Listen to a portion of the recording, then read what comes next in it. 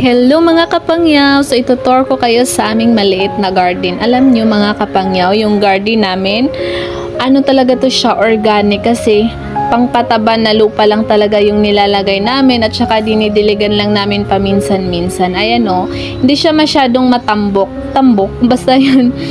Pero okay na rin, makakakain na rin kami kahit pa konti-konti lang. Ayun, fresh na fresh talaga siya. Mas maganda sa gulay yung may mga uod. Ayan, meron din kaming mga alugbati.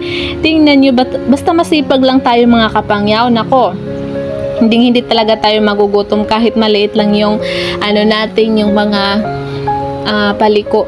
hindi palikuran. Basta kahit maliit lang yung space sa likuran natin, pwede tayo magtanim basta masipag lang tayo at madiskarte. Meron din kaming mga talong, ayan no, 'di ba?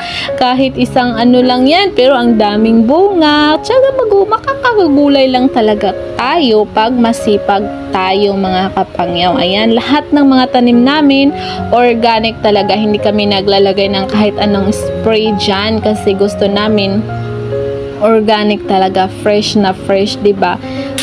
Okay lang yang may mga uod paminsan-minsan kasi ibig sabihin yan, wala talaga siyang ini-spray na kahit anong chemical. Ayan, dito yung mga madadamong damo.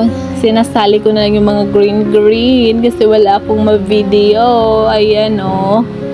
Ang ganda niya, yung parang mani. Ayan. Tsaka yung bulaklak namin kasi paano na siya dito sa Pilipinas, paulan na. Kaya yan. Oh, 'di ba ang ganda? Ewan ko anong tawag diyan. Basta ang ganda niya pag mamulaklak. Ayan, ang puti ng bulaklak niya. Tsaka marami siyang mga dahon. Nakaka-attract talaga.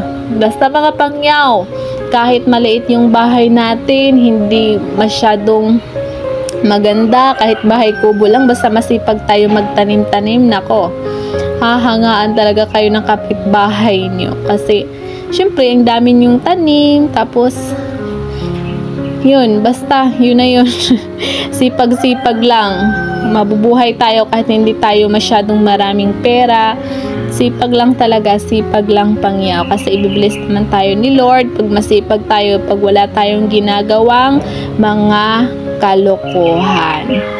Be satisfied lang kung anong meron tayo. Wag na tayo maghangad ng maraming pera kasi yung pera, lahat ng meron tayo dito sa mundong ito mga kapangyaw, hanggang dito lang yan sa mundo. Kaya be satisfied kung anong meron tayo. Kasi yun, basta be satisfied lang kasi i-bless naman tayo ni Lord kung marunong tayong makontento kung anong meron sa atin. Yun lamang po. Thank you for watching. God bless.